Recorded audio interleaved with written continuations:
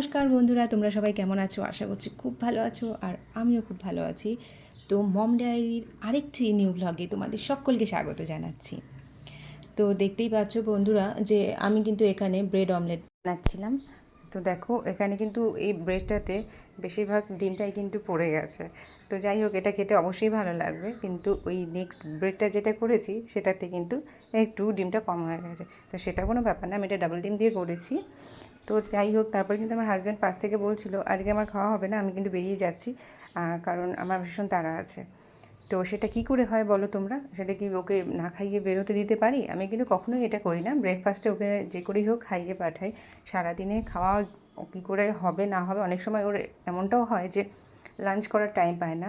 Lunch তো দূরের কথা, এমনটাও হয় সন্ধেবেলা যে স্ন্যাক্সটা খাবে সেটারও সময় কখনো হয়ে ওঠে না। তো আমি ব্রেকফাস্টটা আমি কখনোই স্কিপ করতে দিই না, যেভাবেই হোক আমি ওকে খাইয়ে পাঠাই। তো সারাদিন আমিও নিশ্চিন্ত, তো আর টেনশন হয় না খুব একটা বেশি। তো দেখো আমি নিয়ে গিয়ে লেট না করে ওকে খাইয়ে দিয়েছিলাম, আর আমি কিন্তু ওদিকে আমার ছেলেকেও একটু করে খাইয়ে দিচ্ছিলাম, কারণ ওর বাবাকে আমি যখনই যেটাই খেতে দিই ও ভীষণ ইন্টারেস্ট সেই খাবারের প্রতি। তো যাই হোক, এবার দেখো বেরিয়ে যাচ্ছে অফিসের জন্য। এবার আমার ছেলে বাই বাই বলবে, তো সেটাতেও ওর কিন্তু ভীষণ দুঃখ, কারণ ড্যাডি বেরিয়ে গেলেই ওর আর ঘরে মন টেকে না। যাই হোক, তারপর কিছুক্ষণ বাদে ওর মুডটা একটু ঠিক হয়ে যায়। তো দেখে এখানে মাঝখানে ও ফ্লাওয়ার একটা স্ট্যান্ড রেখে ও কিন্তু চারপাশ দিয়ে ঘুরে ঘুরে খেলছে।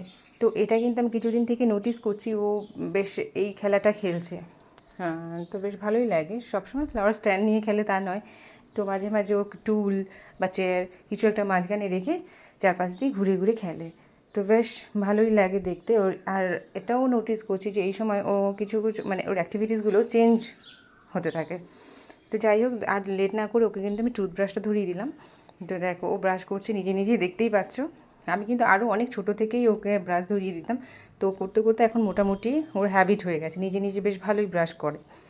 তো তারপর দেখো ওর ব্রেকফাস্টও রেডি, ওকে খাবারটাও খাইয়ে দিলাম। মোটামুটি পুরোটা খেতে চাইছিল না, তো যাই হোক একটু মাথায় হাত বুলিয়ে একটু রাইমস বলে গল্প করে খাওয়াচ্ছিলাম।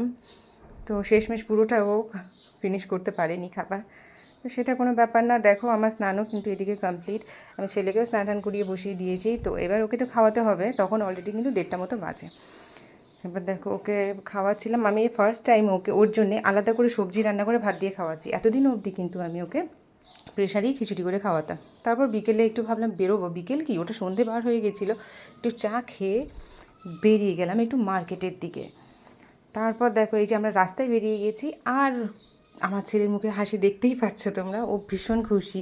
মার্কেটে গিয়ে একটা জুয়েলারি শপে ঢুকতে ঢুকতেই ও কিন্তু ওখানে চুড়িগুলো নিয়ে দেখো এদিক ওদিক করে গুছিয়ে গুছিয়ে রাখার চেষ্টা করছে। তো এটা দেখে দোকানদারটা বলছে, ওরে বাবা এত সুন্দর দোকানদারি করছে, ওকেই রেখে দেবো নাকি ভাবছি। আমি বললাম হ্যাঁ হ্যাঁ রেখে দাও। তো যাই হোক, এবার তো আর বেশি দেরি না করে আমরা কিন্তু বাড়ির দিকে রওনা দিয়ে দিয়েছিলাম। দেখো টোটোতে ফিরছিলাম, আর টোটোতে চড়তে আমার ছেলে যা ভালোবাসে সেটা বলে বোঝাতে পারবো না। ও ভীষণ ভালোবাসে টোটোতে চড়তে। তো দেখো আমি আর মার্কেটের কিছু ভিডিও করতে পারিনি। মার্কেটে যাওয়ার পর এক হাতে ব্যাগ হয়ে গিয়েছিল, সবজি আর কিছু নিত্য প্রয়োজনীয় জিনিস কিনেছিলাম, আর এক পাশে আমার ছেলে। তো স্বাভাবিকভাবেই আমার ভিডিও করা হয়ে ওঠেনি। তো যাই হোক আমি বাড়িতে পৌঁছেই গেছি প্রায়।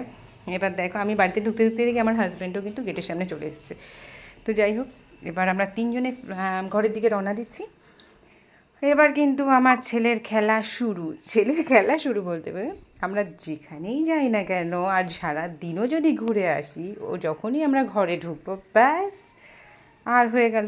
এবার ঘরে ঢুকতে আমার ছেলে চাইবে না, আরও ঘুরতে হবে, আরও খেলতে হবে, আরও বাড়িতে থাকতে হবে। তো অনেক বুঝিয়ে বাজিয়ে আদর করে তারপর কোনোভাবে ওকে ঘরে ঢোকালাম। ওই সিঁড়ি দিয়ে বেশ ভালো রকমভাবেই উঠছিল, কাউন্ট করতে করতে সিঁড়িগুলো, কিন্তু তারপর যেই দরজা অবধি চলে এসছে ব্যাস আর ওকে কে পায়। এই তো শুরু হয়ে গেল বায়না। যাই হোক, ওর সাথে একটু ইয়ার্কি ঠাট্টা করে কোনোভাবে চেষ্টা করলাম মানানোর। তো বন্ধুরা, আজকের ব্লগটা কিন্তু আমি এখানেই শেষ করতে চলেছি।